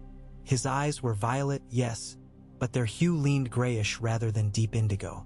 But features, arched brows, straight nose, high cheekbones, could have been copied from sketches of young Rhaegar. Daenerys took a step closer. If you are who you claim, then you are my blood. I would not spill dragon's blood needlessly. Nor I, he said, but I will not stand aside. The realm needs a king raised among its people, who knows their pain. You grew in exile. I grew hidden among small folk, feeling their want. Tyrion cleared his throat behind Daenerys, but she lifted a hand. Their want is peace. Let us share rule, Dragon Queen and Dragon King, until the realm is healed. Then we see whom they choose. Cunnington bristled. Aegon is the chosen, crown and cross both. A dragon shrieked overhead. Conversation halted as Rhaegal swooped low, wing beats scattering gulls. The green dragon landed on a basalt spur between piers, shaking earth. Sea foam spattered Cunnington's boots. Tyrion stepped forward. Perhaps the mother of dragons speaks wisdom, he said. Likely the Lord's declarant will weigh her victories and your lineage. A great council may answer. Cunnington's jaw set, but Aegon's gaze remained on Daenerys, narrowing thoughtfully. A council chooses for themselves, not for the realm. The realm needs certainty. I propose another path. He raised his voice so the wind carried it over waves. Wed me, Daenerys Stormborn. Our houses unite, dragons share sky. The realm shares hope. 2 heads together, 3 counting yours. He added with a cautious smile toward Drogon. Silence. Even the surf seemed to hush. Daenerys's heartbeat thudded like war drums. Marry? She had once expected to wed her brother. Targaryens wed within blood to keep the line pure. But she remembered Khal Drogo's laughter, Dario's dangerous charm, and how love can rot into chain or vanish in sand. This boy-man stood proud but untested by flame of rule. She glanced at Tyrion, whose eyes gleamed with calculations. At Ser Barristan, solemn. A gray worm, unreadable. At Drogon, who sniffed the salty air, indifferent to marriage contracts. We have just met, she said at last. I cannot bind my people on a dock. Let us test trust first. Aegon inclined head. Then one test. March with me to Harrenhal. There we parley with riverlords and stormlanders. We liberate camps of small folk enslaved by reavers. We break Lannister holdouts. If we can fight as one, we can rule as one. Tyrion murmured behind her. Harrenhal's ruins breed ghosts. Daenerys thought of charred stone towers melted by dragonfire long ago. Perhaps time the ghosts witnessed healing. A hush fell. Gulls wheeled. She looked upon Aegon's face and thought of Rhaegar singing on the Trident's bank. Her voice, when it came, felt fragile yet steeled. I will ride to Harrenhal by your side, not as bride yet, but as ally. Trust, like steel, is forged best in flame. Aegon bowed. Then flame it shall be. Tyrion scribbled letters that same night, dispatching ravens to Riverrun, Storm's End, Highgarden, Sunspear. Each missive told of joint host forming under banner of Dragon Rampant, inviting lords to send envoys to Harrenhal to witness Pact of Unity. Words of summer harvest relief sweetened the offer, while mention of dragons perched on towers sharpened urgency. He used seal of the hand, though none had yet named him officially, because titles mattered less than message. When he finished, he wandered Dragonstone's balcony, where steam curled from vents in black rock. Varys appeared from shadows, as ever. Wheels turn, the spider observed. They do, Tyrion said. I just hope they don't crush us underneath. Wheels seldom spare the small. Varys fingered a ring. Yet sometimes the small guide the axle. Tyrion laughed quietly. Or get caught in its spokes and splinter. He looked up at Drogon's circling crater rim high above. A red gust flared as the dragon expelled a brief furnace roar at passing cloud. Behind him towers groaned in the island night, hot breath of earth sighing through vents. Tyrion wondered whether forging peace between two Targaryens would tame fire or stoke it to conflagration unseen since Valyria. Harrenhal's silhouette rose weeks later, blackened ribs thrust skyward like skeletal fingers where Aegon the Conqueror's dragonfire had melted stone into rivers. Grass thrust through cracks in courtyards where armies had camped and died a dozen times. Now new camps ringed the ruin, tents bearing sigils of Mal-Lister, Blackwood, Massey, Cairn, and Fell. River smoke spiraled from cookfires mixing with morning mist. On the road south of God's Eye, Daenerys' host advanced. Unsullied in precise ranks, Dothraki blood riders flanking, Tyrell grain wagons rattling behind. Overhead Rhaegal and Viserion soared, while Drogon remained circling outer approach toward scouts. Aegon's Golden Company rode parallel, elephants trumpeting. The two columns merged as they crossed a scorched moat into the shadow of towers. Small folk lined rampways, some cheering, some gaping. They had seen too many crowns to trust promises. Yet 3 dragons overhead lent weight to any vow. As Daenerys dismounted amid courtyard rubble, she saw eyes widen at her and Aegon riding abreast, banners intertwined. Red 3-headed dragon and black same, twining like twin serpents. Inside the Hall of 100 Hearths, a hall missing 73 hearths and most of its roof, they convened with lords. Great tables hauled from Riverrun storehouses bore platters of fish, salt pork, and fresh-baked bread. Wine from arbor casks flowed. Under flicker of torchlight, lords eyed each other warily. Lord Tytos Blackwood spoke first, broad shoulders still hunched from wound taken repelling ironborn raiders. If peace you bring, let us sign it before wolves howling and lions licking wounds break loose again. Lord Cairn of Nightsong, slim as a reed, nodded. The Stormlands are cratered by Euron's ships. We need grains, not more dragons. Aegon rose, voice carrying. You shall have both in harmony. Daenerys Stormborn and I will rule as one. We invite you to witness our pact at sunrise 3 days hence. Murmurs rippled. Surprise, awe, some dissent. Lady Anvia Mal-Lister whispered with her maester, brow furrowed. Daenerys took her turn. We will prove ourselves on field tomorrow. A slaver caravan built by Euron's men yet roams north bank of God's Eye, dragging small folk to trench camps. We march at dawn, free them. Those who wish may ride with us. Murmurs sharpened, edges of hope slicing suspicion. Fighting side by side would show more than signatures on parchment. That night, under tattered banners in a ruined solar overlooking Black Lake waters, Daenerys removed her cloak and sat by window. Moon silvered fractured walls. She whispered to distant ripples. Memories surfaced. The warm sands of Pentos, deep nights beneath Drogo's sky of endless stars, the sickly stench of Myrine's pyramids. All roads had led here, to stone melted by her ancestors' wrath. What path would fire carve now? A soft knock. Tyrion entered carrying 2 cups of wine. He offered one. She accepted. "A wise plan," he said, leaning against cracked lintel. "Lead by deed. It silences tongues quicker than scrolls." She sipped. "Silence breeds rumors. I need their voices speaking hope." Tyrion studied wine's dark swirl. Hope requires story. A realm starved of heroes will drink any fable. Today they watch 2 dragons share sky. Tomorrow they ask which one flies in front. She met his gaze. "I will not bow to vanity. If Rhaegar's son is rightful, I will stand beside him." Tyrion's smile faded. "Rightful is sharpened quill. Power is the ink. I've seen too many lawful claims dangle from gallows. I've seen bastards crowned while pure heirs rot. The realm follows who feeds them and frightens them." He gestured skyward. "You have the fire. Use it to light hearths, yes, but keep a brand at ready." She set cup aside. "I will." He bowed. Left. Outside, distant watchfires cast flickers along parapets. Dragon silhouettes cut across moonpath. She closed eyes, let wind brush her cheeks. Somewhere below, Aegon paced among veteran tents, practicing final phrasing to rouse men. She wondered whether his dreams smelled of smoke like hers. Dawn arrived shrouded in cool mist. Dothraki outriders returned breathless.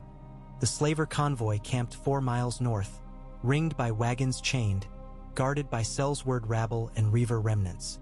Hundreds of small folk penned behind lash lines. An iron cage held children bound. Daenerys swung onto Drogon. Aegon mounted a white courser. Connington formed ranks. Golden Company Spearman Center, Unsullied left, Dothraki right. Above, Viserion and Regal wheeled.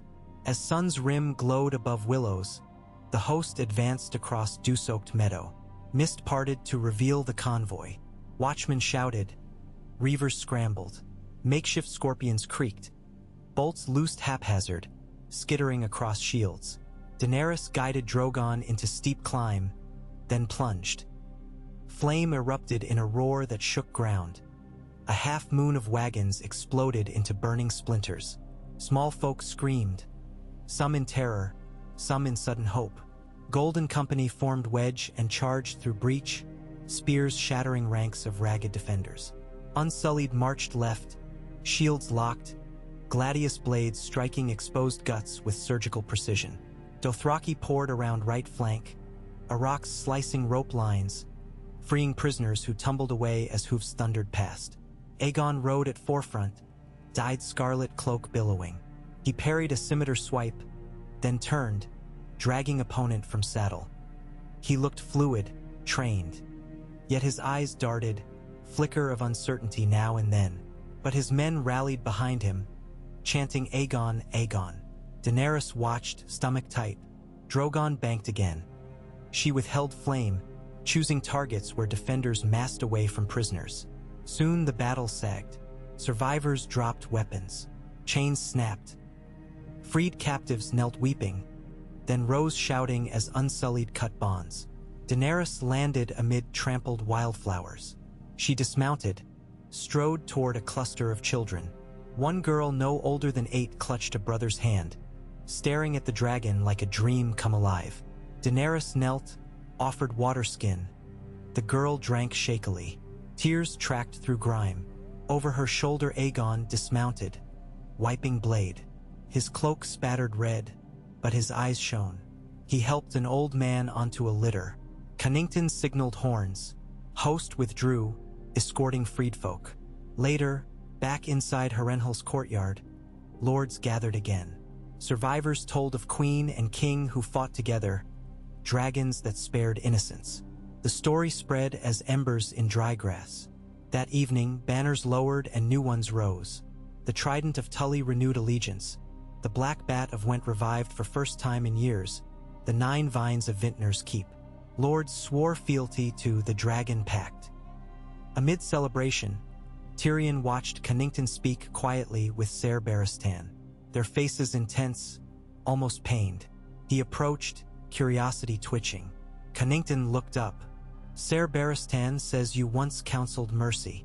I counsel what saves lives, Tyrion replied. Cunnington's eyes glittered. Your mercy may cost the realm. I have letters from Dorne, a Dornish fleet massing to support Aegon if we falter. But they distrust Daenerys after Myrini's tales of crucifixions. If she rules alone, Sunspear may rebel. Barristan interjected. And if Aegon rules alone, old loyalties to Robert's rebellion resurface. We need them both. Tyrion sipped wine. So far, so good. But they must wed, Cunnington insisted. Rumor of betrothal already spreads. If she demurs, fractures form. Tyrion considered. Outside, Aegon and Daenerys spoke beneath a cracked archway, shadows merging and parting as torches flickered. Their laughter drifted faintly. He shrugged. I'll encourage wedding talk. But hearts must find accord. Varys appeared as if conjured. Hearts are malleable, he purred. Steal them with common enemy. He produced parchment. From the north, the Night's Watch ravens speak of walkers once more stirring beyond the wall. Winter's jaws yawn wider. Tyrion paled. Dead men again? I thought them gone with Night King's fall. Legends rarely die, Varys said. They slumber. Cunnington snorted. Northern tales to keep children abed. Ser Barristan shook head slowly. I once saw a White's hand brought to court. It writhed in flame. Tyrion grimaced. If Ice Whites march while we bicker, the realm will know doom in truth. They exchanged glances heavy with dread and excitement. A new purpose coalesced. Unite dragons or freeze. A fortnight later, beneath the main keep's melted spires, Daenerys and Aegon exchanged tokens of good faith. Her with a relic of old Valyria, a torque carved with coiled dragons. He with a dirk forged from Summer Isle's coral inlay. Media from across kingdoms arrived. Ravens overhead, minstrel scribes, heralds trumpeting. Tents stretched beyond horizon, colors mingling like wildflowers. On eve of wedding announcement, Daenerys wandered God's Eye shore where reeds whispered in evening breeze. Moon mirrored upon glass sea. LL Lake, regal floated overhead as dark star. Tyene Sand approached softly, envoy from Dorne, curves draped in orange silk. My prince once loved Elia Martell, Tyene said. Her son's claim warms Dorne's heart, yet Dornish blood runs hot. We resent chains, even of matrimony. Tell me, you choose this marriage? Or is realm forging new links on your wrists? Daenerys inhaled water scent. I choose peace. If love grows, so be it. If not, the realm still gains. Tyene considered. Love may sprout when seeds of kindness sown. She produced a vial. Saffron from Sunspear, a tonic for calm heart. Share with him on wedding night. May your dreams align. Daenerys accepted, wondering if trusting a sand snake was folly. She slipped vial into pocket. Thank you. Tyene bowed, vanished among reeds. Above, lightning flickered, though no thunder followed. Storm brewing on horizon. Wedding day dawned under bruised clouds.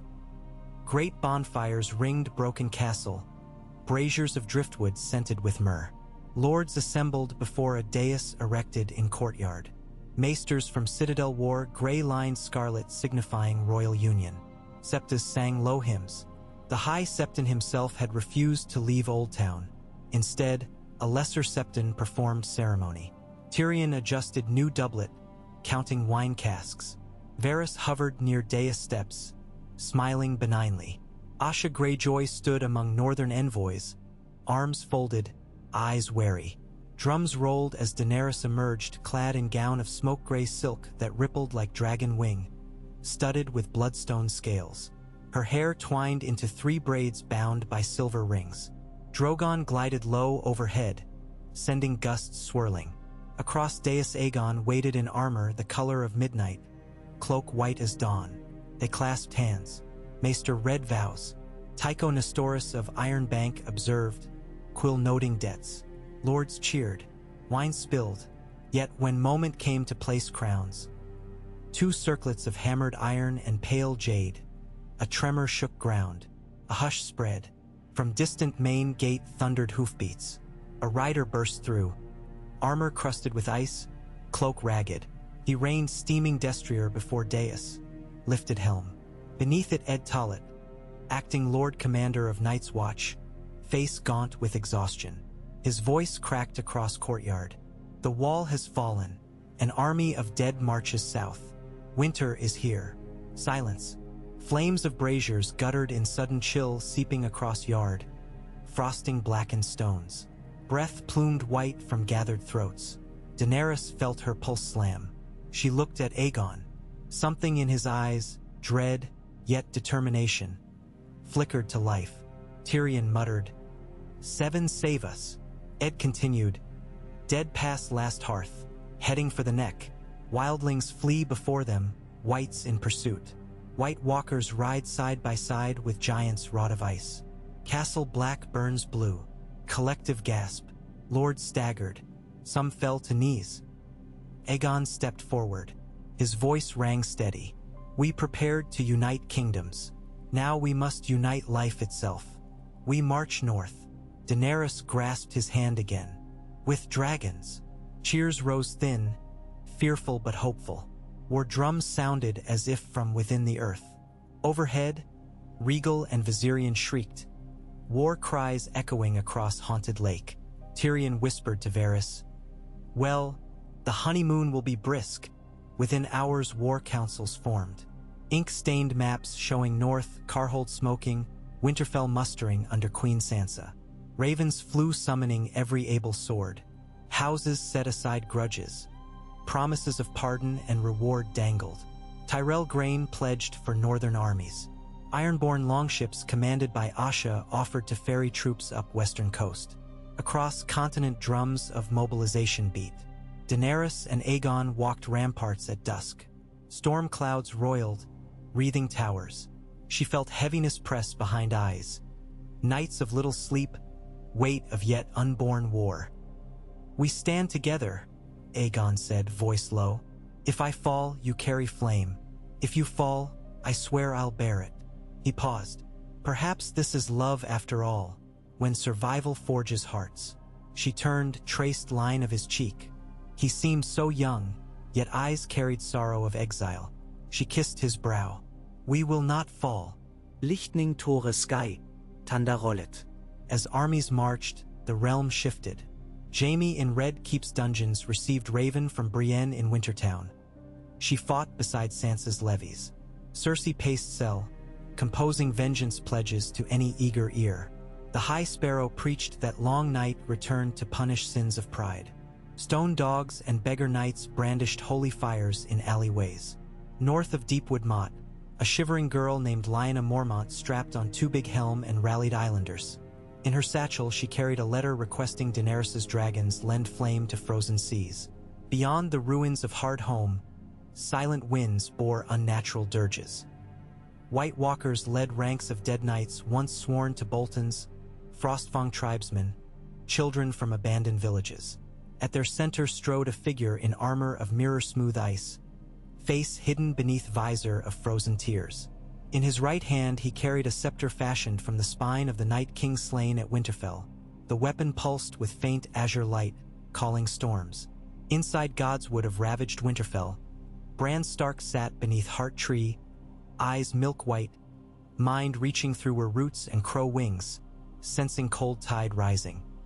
He whispered to winds, "Come south, mother of dragons. Come quickly." On the march north, snowflakes began falling south of Moat Cailin weeks earlier than any maester predicted.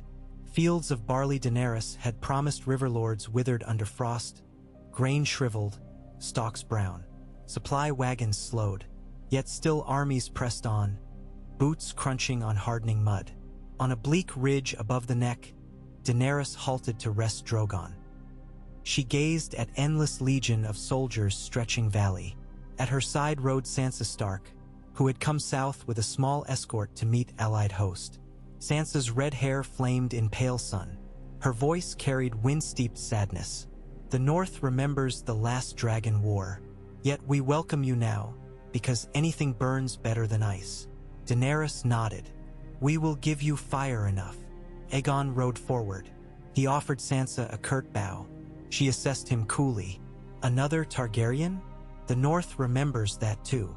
Then remember also that men and women of the Wall fought beside my grandfather's banners to build Westeros, he replied. Sansa's lips twitched. A reminder, perhaps, that empires last but memory outlasts flame. She rode on. Daenerys exhaled. Trust would require more than vows. That night frost crept across canvas of tents. Dothraki kept huge bonfires alive, swirling in dance, harebells tinkling. Daenerys visited one circle. Shadows of horse lords flickered. She breathed smoke, felt warmth lick cheeks. Her mind drifted to prophecy in House of the Undying. 3 treasons: blood, gold, and love. Blood treason had come when Mirri Maz Dur killed her son. Gold treason in Meereen when Hizdar's bribe nearly poisoned her. Did love treason lie ahead? If she loved Aegon and he betrayed her? Or if she betrayed him to save the realm? Her chest tightened. Aegon approached, cloak wrapped around shoulders. Dark thoughts. A promise, she said, that I will do whatever needed. He nodded. So will I. He took her hand. Across Pyre, Grey Worm watched quietly, understanding weight of promises forged in fire. Asha drank ale with northern scouts, laughter brittle. Tyrion scribbled notes, planning lines of defense along Queen's Crown Ridge should dead breach moat. Varys whispered with maesters about dragonglass caches at Dragonstone, ships retrieving them. And so they reached Winterfell one iron-gray dawn where banners hung stiff on walls rimed in ice. Sansa greeted them atop Gatehouse, Jon Snow at her side, returned from ranging beyond Last River. His face drawn, beard touched with frost, but his eyes burned as bright as when he faced the Night King. He bowed to Daenerys, nodded to Aegon. Welcome to the last hearth of the living. Inside Great Hall, latecomers gathered from across realm. Yara Greyjoy with Ironborn volunteers, Tormund Giantsbane bringing wildling spears, Samwell Tarly with pages of ancient lore deciphered in Old Town, Brienne of Tarth, armor-dented, Podrick, staggering under weight of bulging satchel of obsidian daggers. Jon addressed assembly. The dead cross the last river at dawn tomorrow. We hold them at Winter Town. We fight with dragonglass, with fire, with courage. No one fights alone. Men cheered, women shouted, children clutched makeshift spears. Yet dread hummed. Daenerys stepped forward. She unrolled a cloth containing black shards and shining red ore. Dragonfire can forge Valyrian steel anew, she announced. My smiths worked through night. Swords and arrowheads enough for captains. Use them well. Murmurs of awe rose. Aegon offered Golden Company veterans to bolster walls. Tyrion detailed trap pits filled with wildfire barrels. Risky, but better than letting whites breach gates.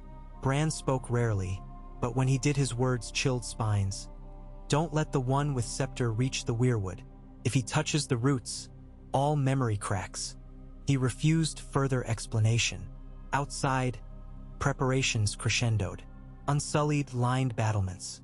Dothraki rode practice charges across frozen fields. Wildlings shaped stakes. As sun set bleeding scarlet, Daenerys and Aegon climbed battlements. Wind hammered cloaks. In far distance, along white line of horizon, shadows moved, endless, pushing darkness before them. Snow swirled heavier, swirling as if breathed by unknown lungs. Aegon whispered, "If we fall, fire falls with us." "No," Daenerys said. "If we fall, it rises in another." She drew him into fierce embrace, sought warmth of human heartbeat in the bitter cold. He kissed her crown of braids. Above, Drogon roared defiance. Viserion and Regal echoed. In that moment, courage blossomed across ramparts like sparks in tinder. When they pulled apart, Tyrion hobbled up steps. Ravens just arrived. The Vale hosts reached White Harbor. They march overnight. Lord Gendry Baratheon leads storm levies across Green Fork. Even Queen Marjorie sends healers. Daenerys managed a weary smile. Then tomorrow the living outnumber the dead. Tyrion's expression sobered. Perhaps, but the dead never tire. Night fell. Stars hid behind writhing clouds. Torches blazed upon parapets. Dragon silhouettes glided above. In Winterfell's Godswood, Daenerys knelt before Heart Tree, red leaves rattling. She pressed palm to bark. She had never prayed to old gods. Yet she whispered, "Let me save them." A soft rustle. Bran's voice beside her, distant yet intimate. "The tree hears." She looked, saw the boy staring through her. "Will we win?" His gaze unfocused, pupils milky. Victory is a wheel of many spokes. In one turn, you burn the world. In another, ice covers it. But there is a path where shoots sprout through ash. She shuddered. "Guide me." The tree cannot guide, but it shows doors. His hand touched trunk, eyes rolling back. Windside, images flickered behind eyelids. A green shoot breaking snow, a raven flying over sunrise seas, a child's laughter on sunlit steps. Bran's eyes cleared. "Choose love, not pride," he whispered. "And when the scepter of ice shatters, let dragon cry shake the roots." He wheeled away, leaving her alone with creaking leaves. She rose, heart pounding with foreboding and hope entwined. Wintertown before dawn. Pitch black except ring of torches along trenches. Snow gusts bore icy needles. In dim torchlight ranks of pikes bristled. Lords wore scarves across mouths. Children huddled in barns repurposed as infirmaries. Daenerys mounted Drogon inside castle yard. Aegon climbed behind her, 2 riders on 1 dragon. Bran had insisted they fight thus. Fire and blood united physically, forging bond unstoppable. She felt Aegon's arms wrap around waist, steady. Drogon flexed wings. Flames licked nostrils. Jon Snow led ground defense, ghost padding at his side. He clasped Daenerys' hand briefly. "See you on Dawn's far side." She squeezed, released. Tormund roared battle joke. Gendry swung warhammer testing weight. Then horns blew, first lonely, then chorus. From whitened horizon advanced a wave of silent figures. Eyes blue, flesh gray. Their numbers seemed impossible, stretching as far as torchlight reached. Among them moved taller forms clad in crystal armor. At their center, towering above, marched the new Walker commander, scepter shimmering. Daenerys spurred Drogon airborne. Viserion and Regal lifted behind. Above Snowstorm they banked, flames illuminating night like miniature suns. First pass scorched leading whites, clearing swath across field. Ground defenders charged, dragonglass blades flashing. But the Walker lifted scepter. A pulse of icy wind erupted, swirling into hurricane funnel. Snow stripped from ground, swirling upward. Dragons screamed as air temperature plunged. Frost spidered across Drogon's wings, hindering stroke. Daenerys tightened grip. She felt Aegon's shout lost in wind. Viserion faltered, wing edges crystallizing. Regal swooped to shield, exhaling fire, but flame fought frost in shrieking hiss, neither winning. On ground, whites pressed trenches, surging over spikes like ants. Wildfire pits ignited, explosions dyeing snow green, bodies charred, but still they came. Jon fought beside Arya and Brienne near Eastern Breach, blades dancing. Ghost pounced skeletal bear. Sam and Davos helped shepherd wounded. The Walker advanced, scepter raised again. Bran's words echoed, "Shatter scepter. Let dragon cry shake roots." Daenerys guided Drogon into steep dive, ignoring searing cold. Aegon clutched her waist. At last moment she leapt from saddle, landing on Walker's back, armor slick with frost. Scepter swung. She ducked. In same instant Aegon swung Mirror Valyrian blade, Blackfire reborn, from Drogon's harness. The sword met scepter in shower of sparks and ice shards. Crack. Scepter fractured but held. Walker backhanded, sending Aegon sprawling. Sword skittered. Daenerys rolled, seized broken half of scepter, felt cold burn palm. She recalled Tyenne's vial of saffron calm, love bridging treason. She smashed vial against shard. Amber liquid sizzled, instant steam cloud. Black veins spidered through ice crystal. Walker recoiled. Daenerys swung shard like dagger, plunging into fissure in armor. Ice cracked, luminous blue spilling like liquid crystal. She screamed wordless fury and love for living. The walker's body imploded into dust that glittered and blew away. Remaining wights stiffened, bodies jerking. Some collapsed, lifeless. Others wandered disoriented until Regal's fire finished them. On ridge, smaller walkers faltered, then burst as if lines severed. Field fell unnaturally silent save hiss of dying flames. Snow ceased. Clouds parted to reveal glimmer of dawn. Cheers erupted from humans. Jon raised sword, blood and frost on face, tears mixing. Tormund belloved till voice kraked. Aegon limped to Daenerys' side, embraced her. Drogon landed, roaring triumph that rattled broken towers. His cry echoed across frost-blanketed landscape, a herald of sunrise. In aftermath, pyres lit horizon. Survivors tended wounds, buried dead. Snow began to melt under returning sunlight and dragon warmth. Streams trickled, carrying black ash and pale petals from heart tree blossoms torn in fight. At funeral for fallen, Bran proclaimed memory safe, roots unbroken. He named Daenerys and Aegon twin flames of dawn. Lords echoed. That night, under Starfield cleared of cloud for first time in months, Daenerys and Aegon wed quietly in Godswood. No maesters, no septons, only Bran's blessing, sap scent, and wind whisper. Jon served as witness, Tyrion as second, Sansa holding cloak. They exchanged simple rings forged from melted dragonglass and Valyrian, symbol of frost and fire.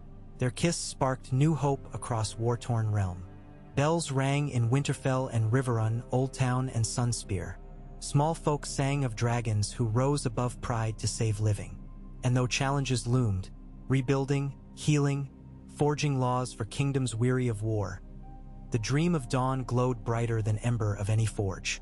High above, 3 dragons wheeled in tranquil sky, casting shadows across fields where crocuses already poked through melting snow. Below, children laughed, chasing after those shadows, no longer fearing, but reaching up, believing they, too, might one day touch wings of fire.